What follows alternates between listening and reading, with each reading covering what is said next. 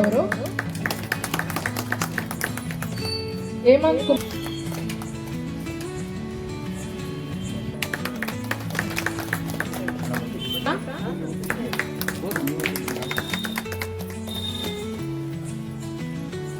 ಶ್ರೀಮತಿ ರೀನಾ,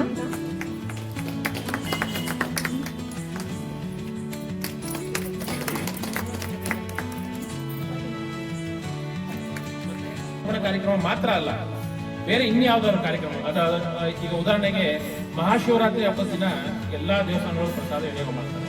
ಅಂತ ಕಾರ್ಯಕ್ರಮದಲ್ಲೂ ಸಹ ನಮ್ಮ ಸಮರ್ಪಣಾ ತಂಡ ಅದರಲ್ಲೂ ಸಹ ಭಾಗವಹಿಸುತ್ತೆ. ಅಂತ ದೇವಸ್ಥಾನಗಳಿಗೆ ಪ್ರಸಾದ ವಿನಿಯೋಗ ಕಾರ್ಯಕ್ರಮದಲ್ಲಿ ನಮ್ಮ ಸಮರ್ಪಣಾ ತಂಡದವರನ್ನು ಬಳಸ್ಕೋಬಹುದು. ಅದೇ ರೀತಿ ಅರಸೀಕೆರೆಯಲ್ಲಿ ಯಾವುದೇ ಧಾರ್ಮಿಕ ಕೇಂದ್ರಗಳಲ್ಲಿ ಈ ತರ ಪ್ರಸಾದ ವಿನಿಯೋಗ ಅಂತ ಕಾರ್ಯಕ್ರಮ ಬಂದ್ರೆ ಅವತ್ತಿನ ದಿವಸ ನಮ್ಮ ಸಮರ್ಪಣಾ ತಂಡದವರು ಸಹ ಅಲ್ಲಿರ್ತಾರೆ, ಅವರೊಂದಿಗೆ ಕೈ ಜೋಡಿಸಿ ಕೆಲಸ ಮಾಡ್ತಾರೆ. ಅದೇ ರೀತಿ ಮುಂಬರುವ ದಿನಗಳಲ್ಲಿ ಇನ್ನೂ ಒಂದು ಈಗ 2-3 ದೇವಸ್ಥಾನದವರು ಮಾತಾಡ್ತಾ ಇದ್ದಾರೆ ನಮ್ಮ ಜೊತೆ, ಅವ್ರ ದೇವಸ್ಥಾನದಲ್ಲೂ ಪ್ರಸಾದ ವಿನಿಯೋಗ ಪ್ರಾರಂಭ ಮಾಡೋಣ ಅಂತ.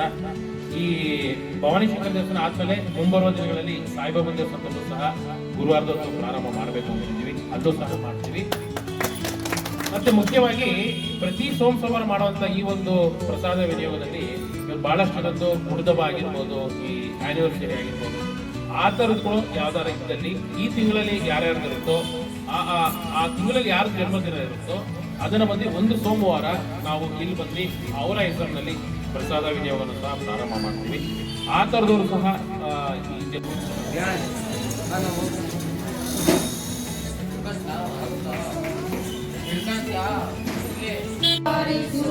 सुराचितलिङ्गं निर्मलभाषितशोभितलिङ्गं जन्मजदुःखविनाशकलिङ्गं तत्प्रणमामि सदा शिवलिङ्गम् देवमुनिप्रवराचितलिङ्गं कामदहनकरुणाकरलिङ्गं रावणदर्पविनाशकलिङ्गं तत्प्रणमामि सदा शिवलिङ्गम्.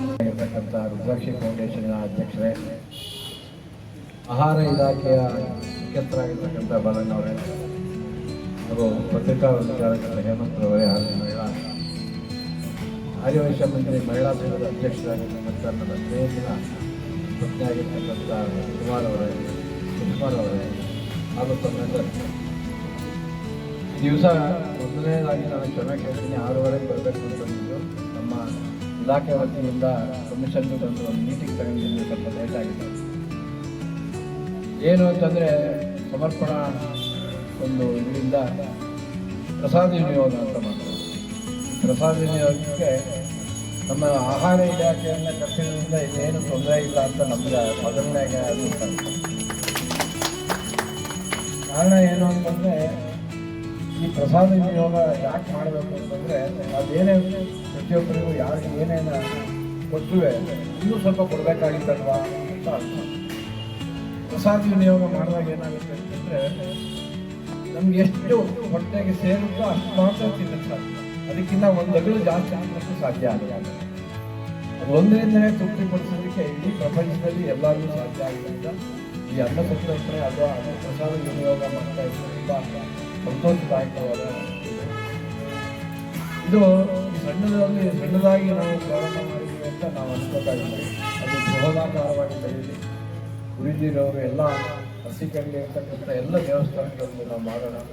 ಇದಕ್ಕೆ ನೀವೆಲ್ಲರೂ ಯಾವ ರೀತಿ ಕೈ ಜೋಡಿಸಿದ್ರೆ ಅದಕ್ಕೆ ನಾವು ಸಹ ಕೈ ಜೋಡಿಸಿ ಮುಂದಿನ ಕಾರ್ಯಕ್ರಮಕ್ಕೆ ಎಲ್ಲರಿಗೂ ಭಾಗಿಗಳನ್ನಾಗೋಣ. ಈ ಒಂದು ಮಹಿಳಾ ಗಣ್ಯರೇ ಹಾಗೂ ವೇದಿಕೆ ಮೇಲಿರುವಂಥ ಎಲ್ಲ ಮಹಿಳೆಯರು ಮತ್ತು ಪತ್ರಿಕಾ ಇದ್ದಾರೆ.